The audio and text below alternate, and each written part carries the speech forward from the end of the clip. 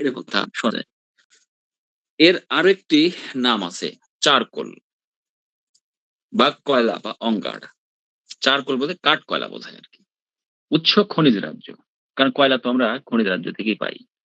অঙ্গার এই শব্দটা কঠিন একটা শব্দ।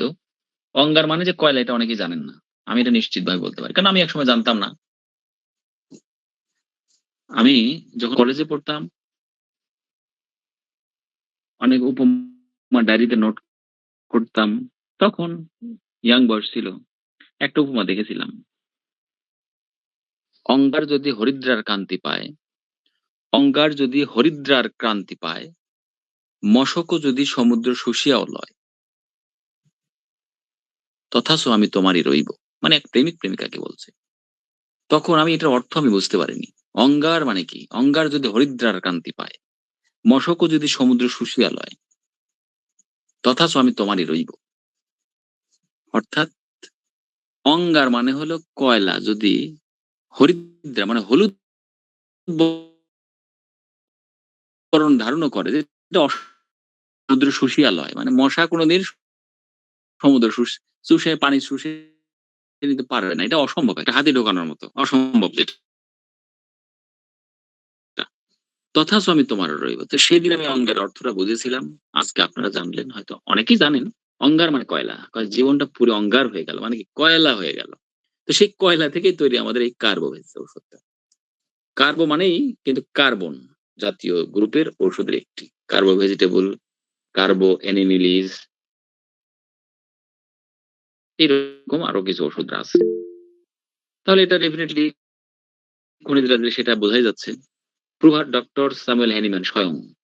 যেটা হ্যানিম্যান স্বয়ং প্রুভিং করেছেন সেটার গুরুত্ব কিন্তু বাড়ি বলার অপেক্ষা রাখে না। এটার গুরুত্ব সবার শীর্ষে। কারোটার দিক থেকে গরম কাতর। তবে উভয় কাতরও বলা যেতে পারে। এই তো চারকোল বা কাঠ কয়লা বা অঙ্গার দেখেছেন তো? ভালো করে দেখুন। এটা অগ্নিদগ্ধ হলে কেমন হয়ে যায়? আগেরটা আরেকবার দেখাই। কয়লা। সমাজে কিছু, কিছু মানুষ আছে। তারা কয়লার মতো। খেয়াল করবেন। একটা চিরন্তন বাণী। তাদের সঙ্গে বন্ধুত্ব করবেন না, কখনো শত্রুতাও করবেন না। কেন? কয়লা এই যে এখন ঠান্ডা অবস্থায় আছে না? কেন তারা কয়লার মতো? কয়লা ঠান্ডা অবস্থায় হাত করে ময়লা। আর গরম অবস্থায় হাত পুড়িয়ে দেয়। তারা ওই সমস্ত ব্যক্তির সঙ্গে শত্রুতাও নয়, বন্ধুত্বও নয়। কারণ বন্ধুত্ব হলে হাত ময়লা করে দিবে কালো। শত্রুতা হলে হাত পুড়িয়ে দিতে পারে। তো আমরা দেখলাম অঙ্গারের চেহারা। এবার আমরা আসবো এই ওষুধের ক্রিয়াস্থল কি, কি? এটা রক্ত এবং স্নায়ুবিধানের উপর ক্রিয়া করে রক্তের বিকৃতি ও মাংস স্নায়ুমণ্ডলীর অবসন্নতা উৎপন্ন করে। কিন্তু শৈল্পিক ঝিল্লি মানে মিউকাস মেমব্রেন বিশেষ করে শৈল্পিক ঝিল্লির উপরের সর্বাপেক্ষা প্রয়োজনীয় ক্রিয়া দেখতে পাওয়া যায়। মানে স্টমাকের যে মিউকাস মেমব্রেন গুলো আছে এটার উপর বেশি ক্রিয়া দেখতে পাওয়া যায়। অনেকে যে গ্যাসের ওষুধ হিসেবে ব্যবহার করে তো সেই ক্ষেত্রে এইগুলা ধারণা করা হয়েছে। ওই ক্রিয়ার ফলে ওই ঝিল্লিতে রক্তস্রাব বৃদ্ধি হয় এবং পাকিস্তান এবং অন্ত্রে অন্ত্র মানে চিনেন আপনারা? অন্ত্র ২ টা আছে। স্মল ইন্টেস্টাইন এবং লার্জ ইন্টেস্টাইন যেটাকে নালী বলা হয় পেটের মধ্যে। আর পাকিস্তান তো চেনেনই স্টমাক। এটা বিশেষভাবে দেহের রক্ত সঞ্চালন প্রণালীকে বিশেষ করে হৃৎপিণ্ড এবং সকল শিরামণ্ডলীকে আক্রমণ করে। ক্রিয়াস্থলগুলো পেলাম।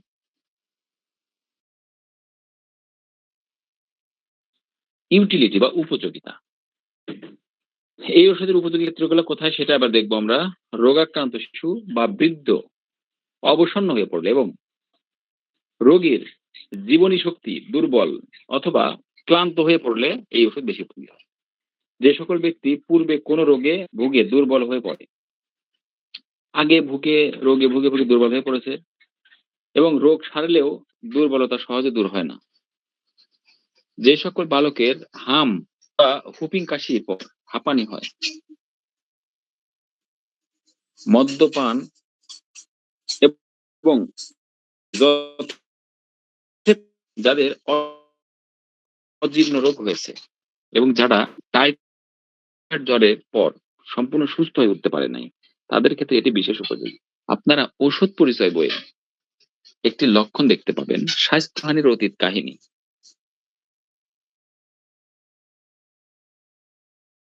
তারই কিন্তু মূল বক্তব্য এখানে এতগুলো উঠে এসছে। মানে আগে বড় কোনো রোগ, সেই রোগ হওয়ার ফলে আর স্বাস্থ্য ভালো ফিরে আসেনি।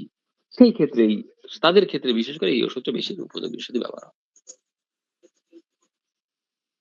আচ্ছা, এবারে আলোচনার দিকে চলে আসি। ১ম উৎস ভিত্তিক আলোচনা। কাঠ কয়লা। কখনো কি কয়লা পুড়তে দেখেছেন? একটু ভালোভাবে খেয়াল করলে দেখতে পাবেন, একটা কয়লা বা অঙ্গার জ্বলবার সময় কি পরিবর্তন ঘটে তার মধ্যে। ব্যাপারটা উপলব্ধি করতে পারলেই কার্বোভেজের ডক্ট্রিন অফ সিগনেচারটা ভালোভাবে রপ্ত করতে পারবেন। যেমন কার্বন জ্বলার সময় অক্সিজেনের দরকার হয়। কয়লা যখন জ্বলে তখন দেখবেন আপনার আগের দিনে কামাররা রাস্তার মোড়ে বাজারে একটা বায়ুপূর্ণ বড় ব্যাগ নিয়ে সামনে মাথায় একটা পাইপ দিয়ে মাটির ভিতরে একটু গেঁথে ফাঁকা জায়গা রেখে ওইখানে গর্ত করে কয়লা দিত এবং হাপার নাকি বলে ওটা উপর থেকে টানতো আর এই চামড়ার ব্যাগটা বারবার বড় হতো, আবার যখন টান দিত চেপে যেত, ভিতর থেকে বাতাসগুলো এসে কয়লাতে বাতাস দিত। তার মানে কি ওটা এক অক্সিজেন দিত। অক্সিজেন ইয়েতে কয়লা জ্বলে উঠতো, ওখানে আপনার দা, খুন্তি, কাঁচি এগুলা পোড়াতো। কার্বোহাইড্রেট রোগীর মধ্যে আমরা এয়ার হাঙ্গার মানে কি, হাঙ্গার মানে কি ক্ষুধা, বাতাসের ক্ষুধা লক্ষ্য করি।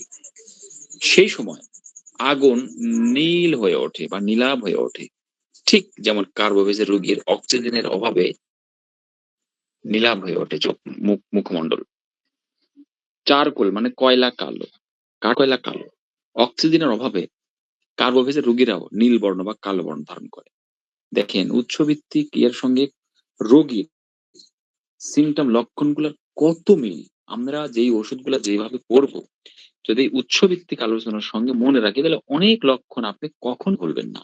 আমাদের উদ্দেশ্য তো লক্ষণগুলো মনে রাখা, মানে আত্মস্থ করা, মুখস্থ করা যাবে না, আত্মস্থ করা, এবং রোগী আসলে যেন আমাদের ওই রোগী দেখে ওই লক্ষণের সঙ্গে এটা মিলে যায়, তাহলে আমরা উপযুক্ত ওষুধ খুঁজে পাবো। এই জন্যই সহজ করবার জন্যই চেষ্টা করা হয়েছে এই উৎসভিত্তিক আলোচনাগুলো টেনে টুনে গবেষণা করে আপনাদের সামনে উপস্থাপনের। যদি কোনো কাঁচা কাঠ আপনি জ্বালেন, কাঁচা কাঠ জ্বালেন, দেখবেন আগুন ধরার বিপরীত দিকটাতে যেন সাদা পানি বের হয়ে আসতেছে। এটা কিন্তু খেয়াল করবেন। আপনারা অনেকেই যারা জাল দিয়েছেন, বিভিন্ন অনুষ্ঠানে প্রতিষ্ঠানে কাঠ ঢুকিয়ে দিয়েছেন গাছ কাঁচা, দেখবেন যে কোনো শব্দ হয়, একটু পানি বের হয়েছে যাচ্ছে সাদা।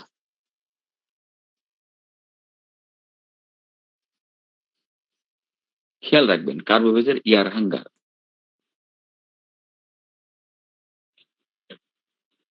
কন্ডিশনে বা রোগীর শেষ পর্যায়ে তার কপালে সাদা ঘাম দেখা দেয়। জল দরকার হয়। ফু দিতে হয় কিংবা পাখা দিয়ে বাতাস দিলে ওইটা জোরে বাতাস দিতে হবে। এই রোগীরা কিন্তু মুখের কাছে জোরে বাতাস দিতে পারে। দেখেন কত মিল। হ্যানিম্যান স্বয়ং হ্যানিম্যান মাথায় আল্লাহ কি জ্ঞান দিয়েছেন, কি প্রতিভা দিয়েছিলেন। কিসের মধ্যে থেকে উনি এই শক্তিগুলা বের করে নিয়ে এসেছেন, এক ডাইনামিক শক্তি। ঘুমন্ত সুপ্ত শক্তিটাকে উনি বাইরে কিভাবে উন্মোচন করে নিয়ে এসেছেন। কয়লার আগুন সবসময় ঊর্ধ্বমুখী, উপরের দিকে যায়। কার্বোভেজের জঠাগ্নিও ঊর্ধ্বমুখী, মানে পেটের গ্যাস দেখবেন বায়ু কি হয়, গ্যাসগুলা এপিগ্যাস্ট্রিক এরিয়া থেকে উপরের দিকে উঠতে থাকে এবং জোরে ঢেকুর করে ঢেকুর ওঠে।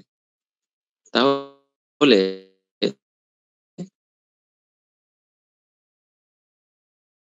কয়লার গ্যাসগুলা আগুনগুলা ঊর্ধ্বমুখী হয়। আগুনটা আসলে ঊর্ধ্বমুখী, এটাকে আরো স্পেসিফিক করার জন্য এটা বলা হয়েছে।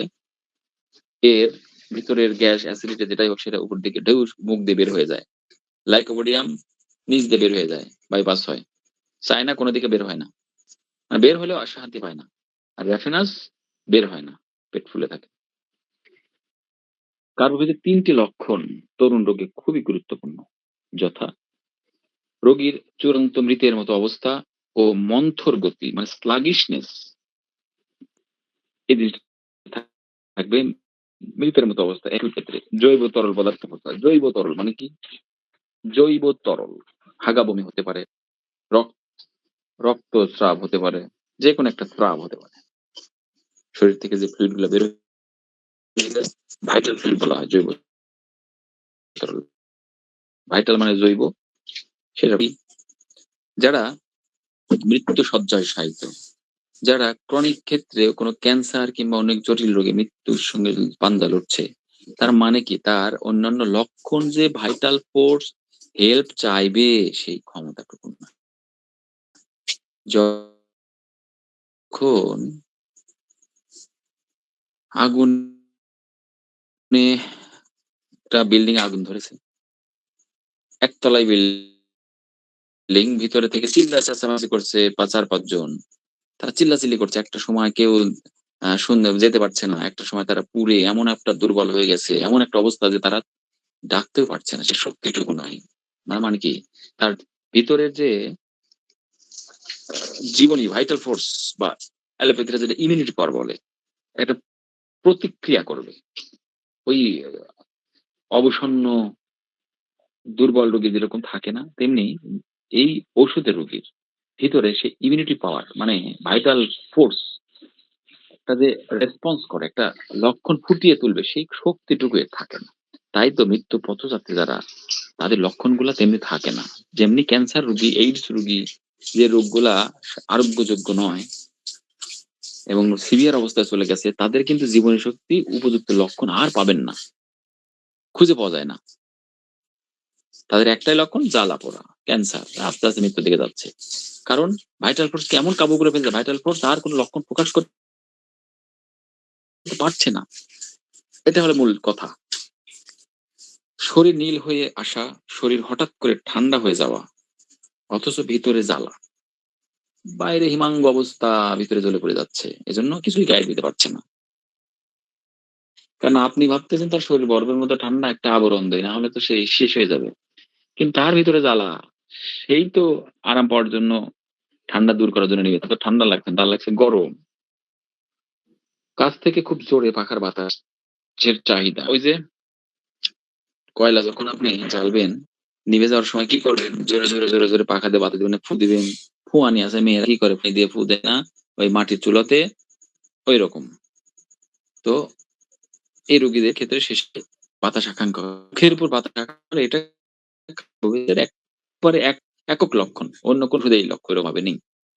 বাতাস দিতে বলবে, গা হাত পা ঠান্ডা বরফ, বাতাস দিতে বলবে কোথায়? মুখের উপরে। একটা ফ্যান না, এই ফ্যানে হচ্ছে না, আমাকে আরেকটা ফ্যান সেট করে দাও।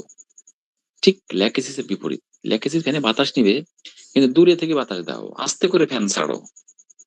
এই লক্ষণগুলো আমাদের বিপরীত লক্ষণগুলো আমাদের মনে রাখতে হবে। তাহলে ওষুধগুলা আলাদা করা সহজ হয়ে যাবে। কার্বোভেজের রোগ স্লাগিশনেস বা মন্থর গতি, খুব স্লো। কার্বোভেজের রোগ বিকাশ তত্ত্ব পরীক্ষাকালে মন্থরতা কথাটি বিশেষভাবে মনে রাখার মতো। শরীর বিধানের সবকিছুর মন্থর, সবকিছুই। শিরাগুলি মন্থর, মানে রক্তবাহিত শিরা শিথিল এবং পক্ষাঘাতযুক্ত। কারণ যে দাঁত দিয়েই রক্তস্রাব হোক না কেন, তাও মন্থর গতিতে হয়। রক্তস্রাব যে একটু ফুল স্পিডে হবে, যেমন ল্যাকেসিসের, ফসফরাসের, ক্রিওজোটের রক্ত একটু একটু সূচ দিয়ে হলে ফিনকি দিয়ে রক্ত বের হয় একবারে। কিন্তু এটা একেবারে চুইয়ে চুইয়ে পড়ে, একেবারেই স্লো। এতই স্লাগি সবকিছু গতি, এত মন্থর। এটাও ভাইটাল ফোর্স এর ক্রিয়ার অভাব, জীবনী শক্তির প্রতিক্রিয়ার অভাব, রিঅ্যাকশনের অভাব। অনেকদিন ধরে এই রক্ত এগুলো চুইয়ে চুইয়ে চুইয়ে চুইয়ে পড়বে, প্রতিরোধও করতে পারবে না। মানসিক স্তরের মন্থরতা ব্যাপারটি নিশ্চেষ্ট বা নির্বুদ্ধিতায় পর্যবসিত হয়। যেন একটু নিশ্চেষ্ট ভাব, একটু কুড়েমি দশা, কেমন যেন এক নিরানন্দ ভাব, ভোতা ভোতা চিন্তা ভাবনা, মানে সবকিছুর একটা শার্পনেস কিছু থাকে না। কার্বোভেজের মন কিছুই যেন বুঝে উঠতে পারে না। মানে বুদ্ধিটা এরকম মানে অচলের মতো। বুঝে উঠতে পারছে না। বা বলা চলে বুঝে উঠতে বেশ সময় নেয়। চট করে কোনো বিষয়ে মনোনিবেশ সে করতে পারে না। একটা ক্রিটিক্যাল বিষয় খুব দ্রুত হয়ে যাচ্ছে, সেটা সে বুঝতে পারবে না।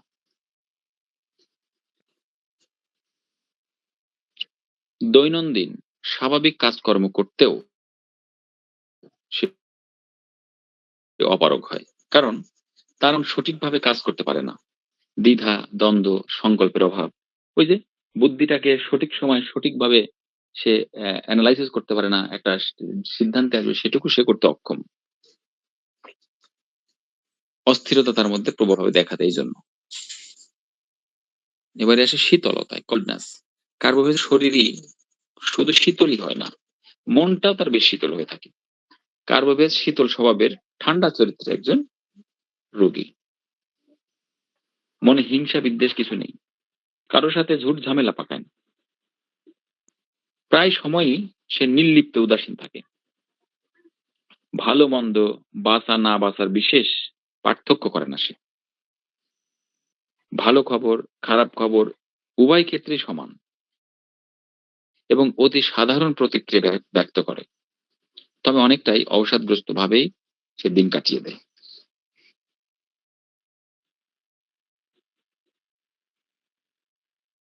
Desire to be ফ্যান্ড।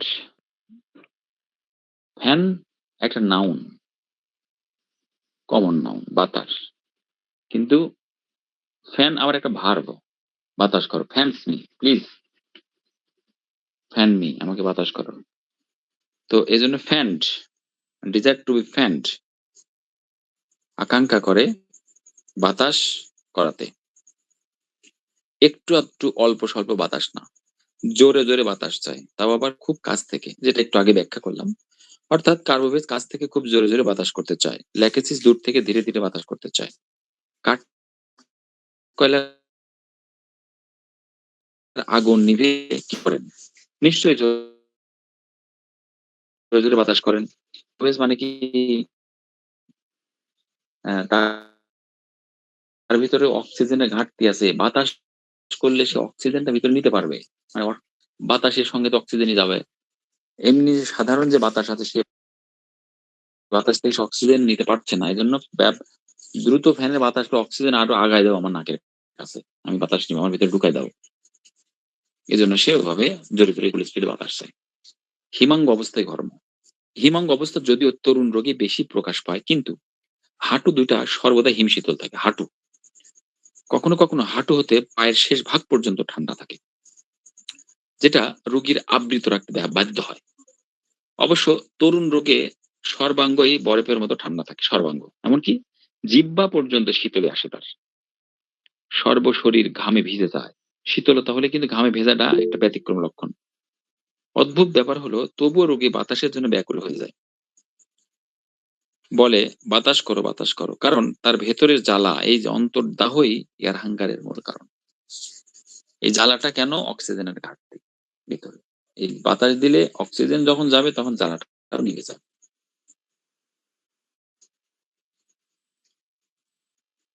স্বাস্থ্যহানির অতীত কাহিনী।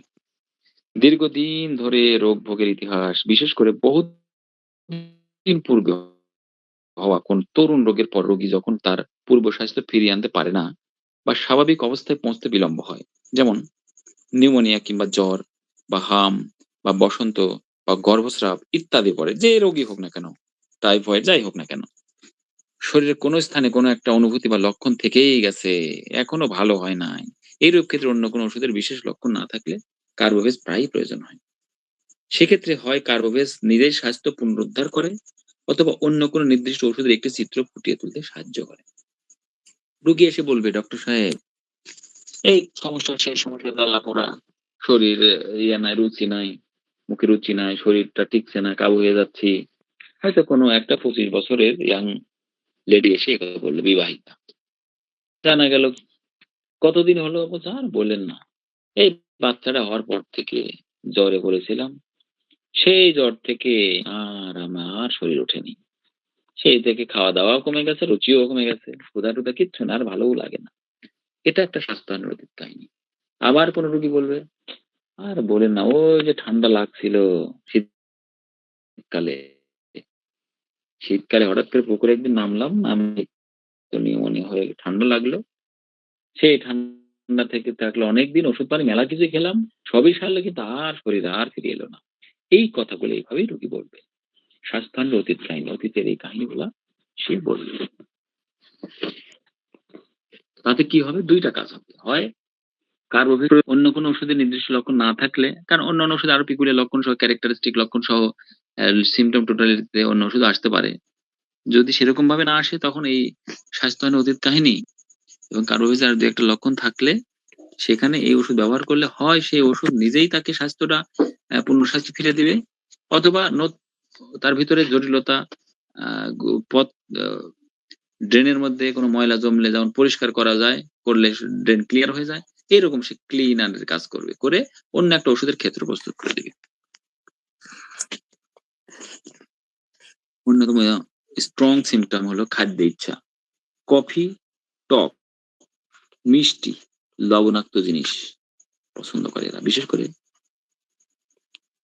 মিষ্টি এবং লবণাক্ত জিনিস। কার্বোবেজ ফার্স্ট গ্রেডের লবণ পছন্দ করে। মিষ্টি পছন্দ করে, এটা মনে রাখতে হবে। লবণ অনেক ওষুধে পছন্দ করে ফার্স্ট গ্রেডে। নাইট্রিক অ্যাসিড, ন্যাটোর, ল্যাকক্যানাইনাম, প্রোভেজ, আরো কি যেন ওষুধ আছে এই মুহূর্তে মনে পড়ছে না। অনেক ওষুধে কিন্তু লবণ পছন্দ করা আছে ফার্স্ট গ্রেডে। এই কার্বোবেজটাও তার মধ্যে। লবণ পছন্দ করলে ১ম এ আমাদের নেট্রামিউরের কথাই মনে আসে। কিন্তু আমাদের অন্যান্য ওষুধও ভেবে দেখতে হবে। এর জন্য আমাদের কেন্ট রেপার্টরির সহযোগিতা নেওয়া দরকার। কিংবা সিনথেসিস, রবিন মার্ফি বোগার আরো অন্যান্য রেপার্টরির সহযোগিতাও নেওয়া যেতে পারে। খাদ্য অনিচ্ছার মধ্যে সহজপাচ্য খাদ্য যেমন দুধ, মাংস এগুলা খেতে চায় না। অসহ্য মাংস, দুধ, চর্বি জাতীয় খাদ্য। পচা খাদ্য খেয়ে কলেরা বা উদরাময় দেখা দিলে কার্বোভেজ প্রায়ই প্রয়োজন হয়। মাংস, দুধ, চর্বি। এর মধ্যে কিন্তু যেগুলো অসহ্য খাদ্য সেগুলার মূল্য সবচেয়ে বেশি। ইতিপূর্বে একদিন উদাহরণ দিয়ে বুঝিয়ে দিয়েছি। আরো একবার উদাহরণ দেই। এখানে হয়তো অনেকে আছেন নতুন। সেটা হলো এই যে খাদ্য ইচ্ছা, খাদ্য অনিচ্ছা, খাদ্য অসহ্য। এই লক্ষণগুলা এত বেশি, এটা প্রত্যেকটা রোগীর কি খাদ্য পছন্দ করেন, কি অপছন্দ করেন বা অনিচ্ছা, কি সে অসহ্য। এই ৩ টি লক্ষণ আপনারা অবশ্যই প্রত্যেকটা রোগীদের জিজ্ঞেস করবেন আপনার কেস টেকিং করার ক্ষেত্রে। একিউট হোক কিংবা ক্রনিক হোক। কোনো না কোনো সময় আপনার এটা কাজে লাগবে। সেক্ষেত্রে বাড়িতে প্রতিবেশী আছে ৩ ভাই। একজনের সঙ্গে আপনার প্রতিবেশী হিসাবে যে সখ্যতা থাকা দরকার, তার সঙ্গে আলাপ আলোচনা করতে আপনার খুব ভাল লাগে। ধরে নিলাম ৩ জনই প্রায় কাছাকাছি বয়স। যান না। বন্ধু। এবার মেজোটা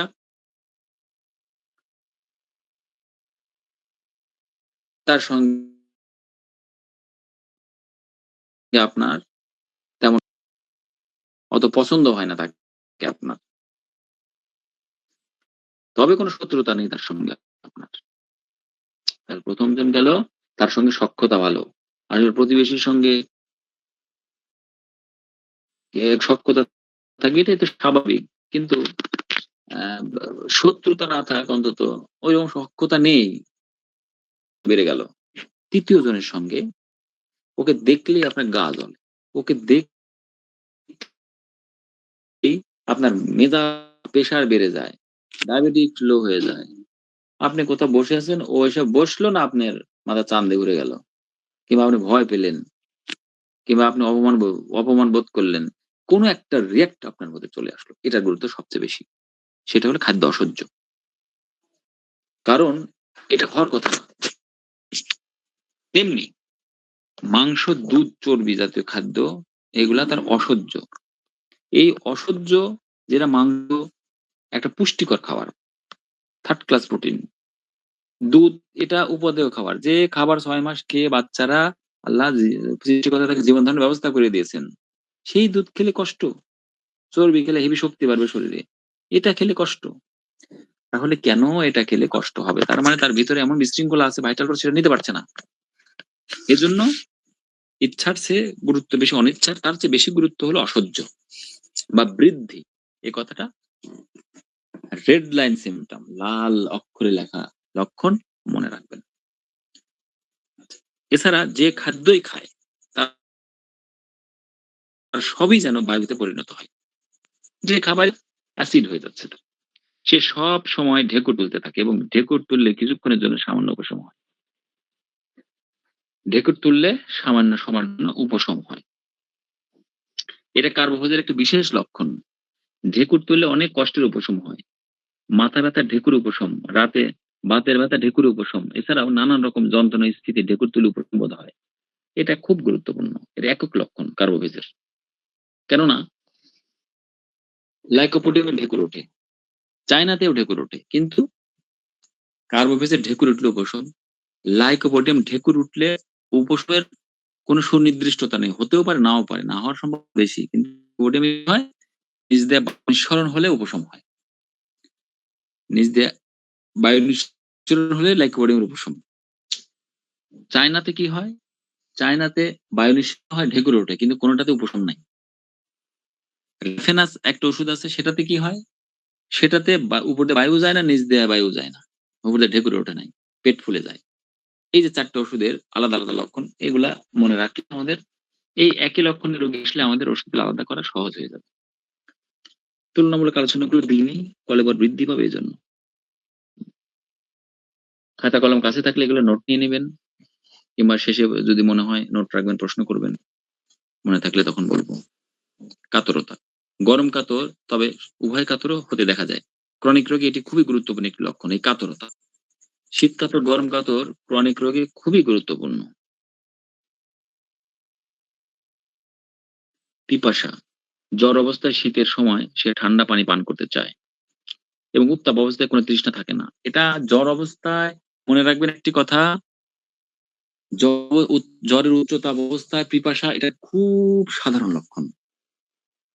এটা হবে, এটাই স্বাভাবিক। কিন্তু উচ্চতাপ অবস্থায় আপনার পিপাসা নাই, এটা পেকুলিয়ার লক্ষণ। পিপাসা আছে, এটাও পেকুলিয়ার লক্ষণ। এটা কার্বোভেজের দুটোই পেকুলিয়ার লক্ষণ এখানে একত্রিত হয়েছে। অতএব এটি কিন্তু মনে রাখতেই হচ্ছে আমাদের। আরো অনেক ওষুধে এগুলো ব্যাপারগুলো থাকে। নিদ্রা। খুবই উৎকণ্ঠাপূর্ণ নিদ্রা। উৎকণ্ঠা কি? ভয়ের সঙ্গে দুশ্চিন্তাকে উৎকণ্ঠা বলে। উৎকণ্ঠার সাথে সর্বাঙ্গ শীতল ঘামে আবৃত হয়ে জেগে ওঠে।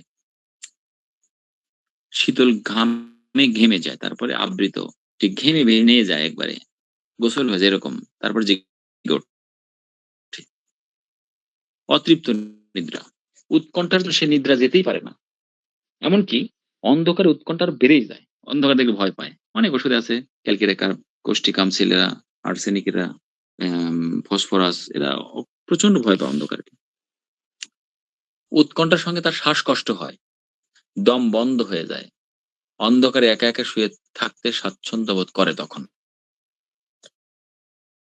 যদিও অন্ধকারে ভয় পায়, কিন্তু কখনো অন্ধকারে একা শুয়ে থাকতে স্বাচ্ছন্দ্য বোধ করে। এটা বিপরীত ভাবাপন্ন লক্ষণগুলো অনেক সময় একটা ওষুধ নির্বাচনের ক্ষেত্রে খুব জটিল আকার ধারণ করে। স্বপ্ন। আগুন, আগুনের স্বপ্ন দেখে, চোর, ভীতিপ্রদ এবং ভয়ংকর ব্যাপারে স্বপ্ন দেখে। এটা এটা খুব গুরুত্বপূর্ণ একটা ব্যাপার যে স্বপ্ন মানুষ এমন একটা জিনিস, তার উপর কারোর কোনো নিয়ন্ত্রণ নেই। মানে সৃষ্টিকর্তার, আল্লাহর এই স্বপ্নটা একটা মানে মিরাকেল বলা যায়। পৃথিবীতে এটা একটা মিরাকেল, স্বপ্নটা। অবচেতন মনের অবচেতন মনের একটি বহিঃপ্রকাশ স্বপ্নের মাধ্যমে প্রকাশ পায়। যেমন আমি গতদিন আমার যে পেইড আপ গ্রুপ আছে, ওখানে আলোচনা করতে রাস্টক্স আলোচনা করলাম। ওখানে কি রাস্টক্সের স্বপ্ন দেখে কি? রাস্টক্সের গুরুত্বপূর্ণ লক্ষণ কি? নড়াচড়া, সঞ্চালন, উপশম। নড়াচড়া যত করবে, তার চাবানি, কামড়ানি, শরীরের অন্যান্য কষ্টগুলো, টেনশন, উদ্বিগ্ন সবকিছু কমে যাবে। চুপচাপ যে থাকবে তার কষ্ট হবে। তার মানে কি? নড়াচড়া করতে গেলে তাকে, কিংবা পরিশ্রমের কাজ করলে তার কষ্ট কমে যায়। এজন্য ঘুমের ঘরে যখন রাতে ঘুমায়, তখন তার শরীরের মধ্যে যে এই সমস্ত অ্যাচিং পেইন, দ্যাট ইজ কামড়ানি, চাবানি হোক, বাত ব্যথা, যাই কষ্টগুলা হোক না কেন, সে স্বপ্নের মাধ্যমে কিন্তু কি ওইটাকে নড়াচড়া করতে, তার কষ্ট হচ্ছে, নড়াচড়া করছে। সেক্ষেত্রে স্বপ্নে দেখে কি নৌকাতে, ওই যে এখন তো পালতোলা নৌকা নাই, এখন তো সব ইঞ্জিন চালিত নৌকা। আগের দিনে যে বইটা বাইতে হতো, খুব পরিশ্রমের কাজ কিন্তু বইটা পাওয়া নৌকা। যদিও আমি কখনো বাইনি, তবে দেখে বুঝি আরকি। তো স্বপ্নে এইগুলা দেখে। কিংবা স্বপ্নে দেখে যে পাহাড়ে উঠছে, মানে যে মাটি কাটছে, এখন তো আর নৌকা নেই, এখন এই উদাহরণ দিয়ে বোঝাতে হবে। দেখিতে ধান বাচ্ছে, কিংবা ধান কাটতে, মানে পরিশ্রমের কাজগুলা করছে। মানে কি? ওই যে অপচেতন মন তার চাচ্ছে যে তার নড়াচড়া করতে হবে। যেমন কার সঙ্গে সঙ্গতিপূর্ণ? যারা বিছানায় মতে, মানে প্রস্রাব করে বাচ্চারা। এখন বড় আছেন অনেকেই, এখন তো হয় না, ছোটকালে অনেকেরই হয়তো। কি হয়? আ আপনার বাচ্চা হয়তো আছে বিছানায় প্রস্রাব করে। "এই তোক ডাকতে পারিস না?" যখন প্রস্রাব চাপে কয়, "কিরে আমি তো প্রস্রাব করলাম, ওই ঠিক তোমাকে বললাম, তুমি আমাকে সুন্দর করে নিয়ে গেলা বাথরুমে, ওয়াশরুমে গিয়ে আরামসে প্রস্রাব করলাম। এখন দেখি যে বিছানা ভিজে গেছে।" তো এই ব্যাপারটা কিন্তু তার অবচেতন মন প্রস্রাব চাপছে, তাকে উঠে যেতে হবে। তার অবচেতন মন তাকে ঠিকই উঠায় নিয়ে গেছে। কিন্তু ঘটনা তো অন্যটা ঘটে গেছে। তো এই রকমের মাধ্যমে ওই রাষ্ট্রায়ত্ত রোগী ঐরকম কাজ করে। তেমনি এই কার্বোহাইড্রেট রোগীরাও আগুন, চোর, ভীতিপ্রদ, ভয়ংকর ব্যাপার স্বপ্ন দেখে। এই হিপার সালফার রোগীরাও আগুন স্বপ্ন দেখে। কারণ ওর এত রাগ যে আগুন ধরিয়ে দিতে চায়, ছুরি মেরে দিতে চায়। হিপার সাল, এবং এমনকি আগুন তার পিছু ছাড়ে না। স্বপ্নের মধ্যে সে আগুন দেখে, আগুন ধরিয়ে দিচ্ছে। তো স্বপ্নের ব্যাপারটা খুব গুরুত্বপূর্ণ। উড়ে যাওয়া, পড়ে যাওয়া, নেত্রাম সাল, ক্ষুধা স্বপ্ন দেখে মৃত ব্যক্তির। হ্যাঁ, লেকেচি স্বপ্ন দেখে সে নিজেকে হয়তো শ্রাদ্ধ করছে। নিজের মৃত্যু নিজেই দেখে, সাপের স্বপ্ন দেখে। তারপরে ব্রায়োনিয়া স্বপ্ন দেখে যে সে ব্যবসায়ী হলে সে ব্যবসা নিয়ে কথা বলছে, ব্যবসার স্বপ্ন দেখে। যে চোর সে চুরির স্বপ্ন দেখে। যে রাঁধুনি সে রাঁধুনি সে দেখে। এইরকম বিষয়কর্মের স্বপ্ন দেখে। এইরকম অনেক স্বপ্নের ব্যাখ্যা আছে। আমরা রেপার্টরি থেকে সেইগুলো আলাদা করতে পারবো। আপনি ম্যাথমেটিকে পড়লে সব জায়গায় এরকম সুস্পষ্ট, এবং কোন লক্ষণের গুরুত্ব কত বেশি, গ্রেড কত, সেটা আপনি বুঝতে পারবেন না। এটা রেপার্টরি লিখলে স্বপ্নের ব্যাখ্যা স্লিপ চ্যাপ্টারে কেন্ট রেপার্টরিতে আছে, আপনারা দেখে নিবেন। স্বপ্নের গুরুত্বটা খুবই বেশি। তাহলে কোন ওষুধের স্বপ্নের আলাদা ব্যাখ্যা আছে। এই স্বপ্ন দেখে, যেমন কি আরো সালফারের স্বপ্ন দেখে, মলত্যাগের স্বপ্ন দেখে। নোংরা যে সে তো নোংরা স্বপ্নই দেখবে। মল-টল হাতাচ্ছে এরকম স্বপ্ন দেখে। তো এজন্য স্বপ্নটা আমাদের খুব গুরুত্বপূর্ণ। দেখতে হবে যে ওষুধে যেটা আছে প্রমিনেন্ট ভাবে, সেই ওষুধ আমাদের সেভাবে আলাদা করে মনে রাখতে হবে। যেহেতু এটা ব্যতিক্রম। কোন রোগীর ক্ষেত্রে পেয়ে গেলে আপনার ওই ওষুধটা পাওয়া খুব সহজ হয়ে যাবে। প্রত্যেকবার পাকস্থলী গোলযোগ হলে তার সর্দি হওয়ার সম্ভাবনা উপস্থিত হয়। খেয়াল করেন, পাকস্থলী গোলযোগ হলে তার সর্দি হওয়ার সম্ভাবনা উপস্থিত হয়। এটাকে কনকমিটেন্স লক্ষণ বলে। কনকমিটেন্স লক্ষণ কি? কনকমিটেন্স লক্ষণ হলো আনুষঙ্গিক লক্ষণ। এটার গুরুত্ব অনেক বেশি। যারা কনকমিটেন্স লক্ষণ বোঝেন, এই একটা রোগীতেই ১টা ২টা কনকমিটেন্স লক্ষণ পেলেই ওই ওষুধটা সহজে পাওয়া যায়। তখন ওই ওষুধটা লিডিং কোশ্চেন করে হোক, আর রোগীর থেকে প্রাপ্ত তথ্য মতে ওষুধটা মেলানো, একটা চিত্র ফুটিয়ে তোলা খুব সহজ হয়ে পড়ে। কেমন? ঋতুস্রাবের সময় গলা ব্যথা হয়, স্তনে ব্যথা হয়, ঋতুস্রাবের সময় মাথা ঘোরে, তারপরে সহবাসের সময় শ্বাসকষ্ট হয়। তো এইরকম অনেক আছে এই, মানে কোন নির্দিষ্ট একটি রোগ লক্ষণের সঙ্গে আরেকটি লেজুর লাগানো লক্ষণ থাকে। মানে নির্দিষ্ট ওই মূল লক্ষণটা না থাকলে ওই লক্ষণটা আর থাকে না। হ্যাঁ, আমি কাশলে পারে হাঁটুতে ব্যথা হয়। কাশলে তো হাঁটুতে ব্যথা হওয়ার কথা না। কিন্তু হাঁটুতে ব্যথা না অন্য সময়। কাশলেই তারপরে হয়। এই লক্ষণগুলাকে কনকমিটেন্স লক্ষণ বলে। এটা নিয়ে আলাদা একটা ক্লাস করার প্ল্যান আছে আমার। যদি সুযোগ থাকে করব। যেহেতু অর্গাননের একটা ব্যাপার এটা। কেস টেকিং এর রোগীলিপির একটি অংশ। সেদিন করব ইনশাআল্লাহ। তাহলে দেহের যে স্থানে শৈলশিক ঝিল্লি আছে সেখানেই সর্দির অবস্থা ঘটতে পারে।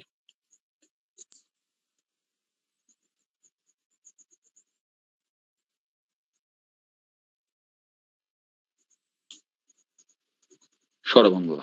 কার্বোভেজের স্বরভঙ্গ সন্ধ্যাকালীন উপস্থিত হয়। সকালবেলা বেশ ভালো থাকতে পারে। কিন্তু যেই সন্ধ্যা নামে অমনি গলা ভেঙে যায়। আর সকালে সর্বাঙ্গে কোষ্ঠিকামের গাস্ট্রক্সেরও থাকে। গুরুতর অবস্থা হলে তার সকালবেলা কথা বলা বন্ধ হতে পারে। কিন্তু সন্ধ্যাকালে স্বরভঙ্গ এবং গলা ধরায় এর প্রকৃতিগত লক্ষণ, চরিত্রগত লক্ষণ সন্ধ্যার সময় স্বরভঙ্গ। তার মানে কার্বোভেজের সন্ধ্যাকালীন একটা বৃদ্ধি আছে বোঝা যাচ্ছে। এবার হ্রাস বৃদ্ধি। বৃদ্ধি মাখন, শূকরের মাংস খেলে, চর্বিযুক্ত খাবার খেলে, পারদের অপব্যবহার, চিৎকার করে গান করা বা পড়াশোনা করলে এবং গরম স্যাঁতসেঁতে জল ও হাওয়া জল ও হাওয়ায় তার কষ্টকর লক্ষণগুলো বৃদ্ধি পায়, শরীরে কষ্ট হয়। হ্রাস বা উপশম হলো ঢেকুর তুললে, উদ্গার বা ডেকুরেশন, ইরেকশন না এক বলছে আমাকে ইরেকশন। ইরেকশন মানে হলো উত্তেজিত, পেনিস ইরেক্টেড হয় মানে উত্তেজিত হয়, স্ট্রং হয়। আর এটা হলো ইরাকটেশন মানে উদ্গার। দুটোর মধ্যে পার্থক্য, ইরেকশন আর ইরাকটেশন দুটো কিন্তু আলাদা। আপনি আবার কেস টেকিং করতে গিয়ে ভুলে ইরেকশন লিখে ফেলেন না, আর ইরেকশনের জায়গায় ইরাকটেশন লিখে ফেলেন না। তাহলে ঢেকুর তুললে, পাখার বাতাসে, ঠান্ডায়, যেহেতু গরম কাতর, নির্মল বায়ু সেবনে, কেননা বাতাস তো চাই বায়ু সেবনের জন্য, এদের অক্সিজেনের ঘাটতি থাকে। পা উঁচু করে রাখলে কষ্ট লক্ষণের উপশম হয়। গেল কার্বোভেজের মোটামুটি একটা ব্যাখ্যামূলক আলোচনা। এবার কার্বোভেজকে খুব সংক্ষিপ্ত কয়টি লক্ষণ না মনে রাখলেই নয়, এবার তাই উপস্থাপনা করার চেষ্টা করবো ইনশাল্লাহ।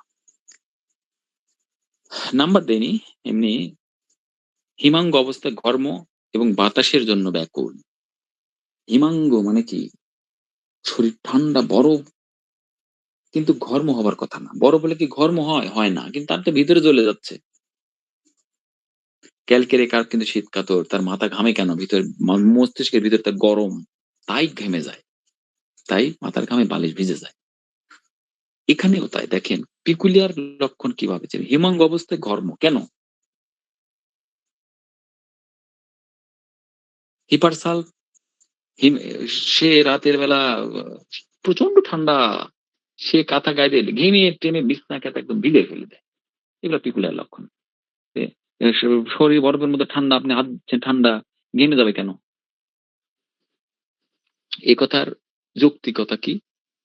আপনি কোন রোগীকে জিজ্ঞেস করবেন আপনার গরম কাতর না শীত কাতর? তখন বলবেন গরম কাতর। কেন? আমি প্রচন্ড ঘামি। অথচ কিন্তু সে শীত কাতর। অন্যভাবে প্রশ্ন করবেন, কিছু রোগী আছে তারা কিন্তু শীত কাতর। ঘেমে যায় তাই বলছে সে গরম কাতর। কারণ আমরা জানি ঘেমে যাওয়া অনেক ওষুধ আছে। সাইলিসিয়া আছে, রাস্টক্স আছে, থুজা আছে, ক্যালকেরিয়া কার্ব আছে, হিপারসাল, প্রচন্ড ঘেমে যায়। তবুও তারা শীত কাতর ওষুধ। তো এইজন্য রোগীর সব কথা আপনি বিশ্বাস করবেন না।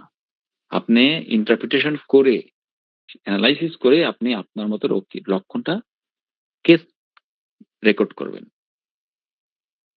তাহলে হিমাঙ্গ অবস্থা ঘর্ম এবং বাতাসের জন্য ব্যাকুল। হিমাঙ্গ অবস্থা বাতাস চাইবে কেন? এটা একটা পিকুলিয়ার লক্ষণ।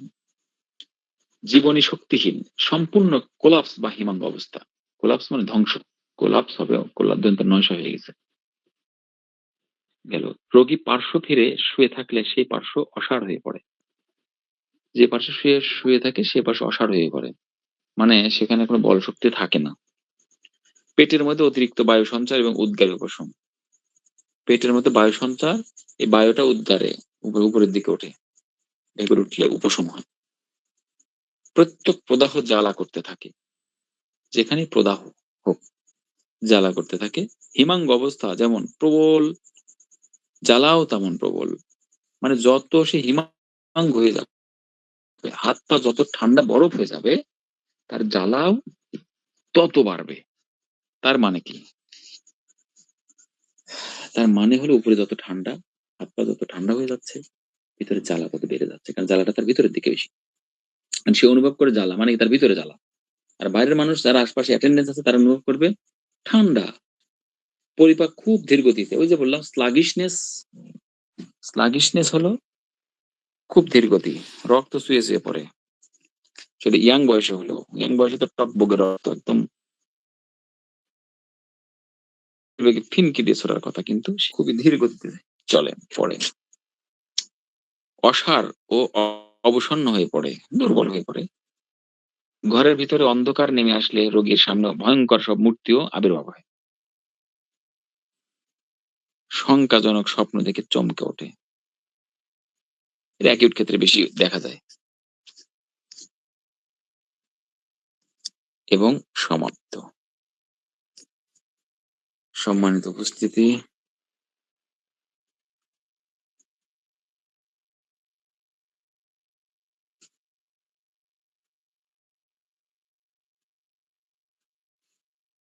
আমার কার্বোভেজ নিয়ে আলোচনা মোটামুটি শেষ করলাম।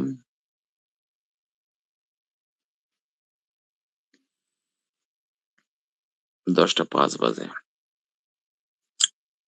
তো এখন কার্বোভেজ সম্পর্কে কারো কোনো কোয়েশ্চেন আছে কিনা একটু বলেন? কারণ এই ওষুধটা আমাদের সবসময় আমাদের হোমিও বাক্সের মধ্যে রাখতেই হবে। এখানে ব্যাখ্যা দেওয়া যেত, বিভিন্ন রোগের উপর দেওয়া যেত, রক্তচাপের উপর, কাশির উপরে এবং আরো অনেক কিছু, জ্বালাপোড়া। কিন্তু আমি যে আলোচনাটা রাখলাম এটাই হলো টোটালিটি অফ দ্য সিম্পটম বা সিম্পটম টোটালিটি, লক্ষণ সমষ্টি। এই লক্ষণ সমষ্টি বিশেষ কিছু চিত্র রয়েছে একটি রোগীর মধ্যে, সকল চিত্রই খুঁজে পাওয়া যাবে না। কেন যাবে না সেটা আপনারা অনেক ভালো করে জানেন। কি জানেন? যেটা জানেন সেটা হলো একটি ওষুধ প্রুভিং কেবল একজন সুস্থ মানুষের উপরই হয় না।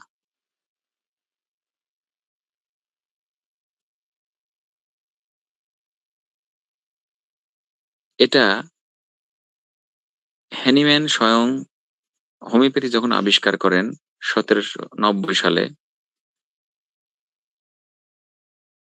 ক্যালিনের মেডি তখন উনি নতুন, ঠিক নিউটনের আপেল নিচে পড়ার কারণে যে উনি গ্র্যাভিটেশন পাওয়ার আবিষ্কার করলেন, ঠিক তেমনি তার সূচনা লগ্ন হলো ১৭৯০ সাল। এবার ওটা পাওয়ার পরে উনি স্বাধীন হয়ে গেলেন, বললেন যে আমি নতুন কিছু পেয়েছি। কিন্তু এটাকে ঘোষণা তখনই দেননি। ৬ বছর তার নিজের আত্মীয়স্বজন, ছাত্রছাত্রীর উপরে প্রুভিং করেছেন ফ্যামিলির উপরে। তারপর ৯৬ সালে ৬ বছর উনি বললেন, "হ্যাঁ, আমি নতুন কিছু পেয়েছি। এটি একটি অ্যা প্রতিষ্ঠিত আ চিকিৎসা বিজ্ঞান, আলাদা চিকিৎসা বিজ্ঞান নাম দিলেন হোমিওপ্যাথি সদৃশ্য বিধান।" তাহলে উনি ১ম বারিতে একটি ওষুধে প্রুভিং করে সেটা বলতে পারতেন। সেটা করেননি। ওই ওষুধটা সুস্থ মানুষ যত পাওয়া যাবে, সকল বয়সের, সকল শ্রেণীর, কালো, ফর্সা, লম্বা, খাটো, মোটা, চিকন, মানে স্থূলতা, শীর্ণতা, মোটা, চিকনতা আমরা হোমিওপ্যাথিতে বলতে পারি না? মোটা বলতে ফ্যাট বোঝায়। আর স্থূলতা বলে ওবেসিটি। তো মার্জনা করবেন। আ সকল শ্রেণীর মানুষের ক্ষেত্রে যত ওষুধ প্রুভিং হয়েছে, তত সেই ওষুধটি লক্ষণ বেশি পাওয়া গেছে। আরেকটি কথা আপনাদের বলি, যে ঔষধ যত বেশি শক্তিতে প্রুভিং হয়েছে, ততই মানসিক লক্ষণগুলি স্পষ্ট হয়েছে। অনেক ওষুধ আছে দেখবেন যে ২-১ টি লক্ষণ, ২-৪ টি লক্ষণের উপর চলে। চালিয়ে দেয় অনেকে। তার মানে সেই ওষুধটি ওইভাবে ওয়েল প্রুভড হয়নি। যে কারণে মানসিক লক্ষণগুলো পাওয়া যায়নি। এই বস্তুর মধ্যে যে ডাইনামিক শক্তি নিহিত আছে, এটি হ্যানিম্যানই এটম বোমা আবিষ্কার করেন তার আগে কিন্তু হ্যানিম্যান এটার মধ্যে অ্যাটমিক পাওয়ার আবিষ্কার করেন। তাহলে এই যে ওষুধের যতগুলা লক্ষণ, শুধু হ্যানিম্যানই প্রুভিং করেছেন তা না, আর অনেকেই প্রুভিং করেছেন এই ওষুধটা পরবর্তী সময়গুলাতে। প্রুভিং করবার পরে তাদের কাছে কিছু লক্ষণ প্রমাণিত হয়েছে এবং সবকিছুই মেটেরিয়াল স্থান পেয়েছে। তারপরে ধরে নিলেন একটি ওষুধ ৫০০ জনের উপর প্রুভিং হয়েছে। ৫০০ জনের লক্ষণ সমষ্টিগুলা বিভিন্ন ক্যাটেগরিতে, যেগুলা ৫০০ জনের ম অধিকাংশ জনের মধ্যে হয়েছে, ধরেন ৪০০ জনের মধ্যে হয়েছে ওগুলো ১ম গ্রেডে হয়েছে। যেগুলা ২০০ জনের মধ্যে হয়েছে ওগুলো 2nd গ্রেডে হয়েছে। যেগুলা ৫০ জনের মধ্যে হয়েছে, ৪৫০ জনের মধ্যে হয়েছে সেগুলো হয়তো ৩rd গ্রেডে হয়েছে। যেগুলা ১ জন ২ জনের মধ্যে হয়েছে সেগুলো 3rd গ্রেডে স্থান পেয়েছে কেন্ট রেপার্টরিতে। অবশ্য রবিন মার্ফিতে সম্ভবত ৪ টি গ্রেড রয়েছে। সুপার গ্রেড একটা আছে। তো সেক্ষেত্রে আমরা মেডিকেলতে কি পাই? বিশুদ্ধ মানুষের উপর প্রোভিংকৃত ওষুধের লক্ষণাবলী সুন্দরভাবে সাজানো। কিন্তু আমরা রোগীর ক্ষেত্রে সেটা পাই না। আমরা এতগুলা লক্ষণের মধ্যে খুঁজে হাতড়িয়ে বেড়াই, কোন ওষুধের লক্ষণ এটা? কোন ওষুধের রোগী এটা? আবার দেখি যে এর একটা রোগীর মধ্যে এতগুলা ওষুধের লক্ষণ। এই মনে হচ্ছে নেট্রামিউর লবণ পছন্দ করে। তারপরে তেতো পছন্দ করে, রুটি পছন্দ করে না। আবার মনে হচ্ছে লাইকোপোডিয়া মিষ্টি পছন্দ করে, গরম খাবার পছন্দ করে, ডান দিকে রোগ আক্রমণ। এখানেও ৩ টা, ওখানেও ৩ টা, এখানেও ৫ টা, ওখানেও ৫ টা। কোন দিকে যাবো? আবার মেডোরিনামও করে মিষ্টি, লবণ, টক, ঝাল, গোলাই খেতে পারে মেডোরিনাম, ক্যালকিরিয়া কার্ব। আবার ডিম পছন্দ করে, আবার জ্বালাপোড়া আছে, আঁচিল টিউমার আছে। কোন দিকে যাবো? তাহলে একটি রোগীর মধ্যে অনেক রকম লক্ষণগুলো আসে। এখন এইজন্যেই তো পড়াশোনা। এইজন্যেই তো এটা একটা মহাসমুদ্র। এত সহজে যদি হতো, প্রত্যেকটা রোগী আসলো, মুখ শুকনা, পিপাসাহীন, ইজি উইপিং টেন্ডেন্সি সহজে কেটে ফেলে, খুব নম্র, আপনার কাছে এসে খুব লজ্জা পাচ্ছে। আপনি মেয়ে মানুষ, আরেক মেয়ে মানুষ আপনার কাছে এসে লজ্জা পাচ্ছে খুব। আঁচল দিয়ে মুখ ঢাকছে, পালসিটিলা দিয়ে দিলেন। এত সুন্দর চিত্র নিয়ে খুব কম রোগী আপনার কাছে আসবে। কেন আসবে এত কম চিত্র নিয়ে? এই কারণেই আসবে, হ্যানিম্যানের যুগে ওই সময় ঔষধের যথেচ্ছ অপব্যবহার ছিল না। তখন কুসংস্কার ছিল কিছু। খাদ্যে এত ভেজাল ছিল না। মানুষের লাইফস্টাইল এত চেঞ্জ ছিল না। প্রকৃতি নির্ভর জীবনযাপন করে, তাদের রোগগুলা প্রকৃতি নির্ভর, প্রাকৃতিক রোগ, বিশেষভাবে রোগ হতো প্রাকৃতিক রোগ। কিন্তু এখন প্রাকৃতিক রোগের সঙ্গে যখনই মেডিসিনাল ঔষধজনিত রোগ যুক্ত হয়ে যাবে, তখনই সেটা মহা জটিল হয়ে যাবে। এই কারণেই আমরা একই রোগীতে অসংখ্য রোগের মায়াজমের সংমিশ্রণ পাই।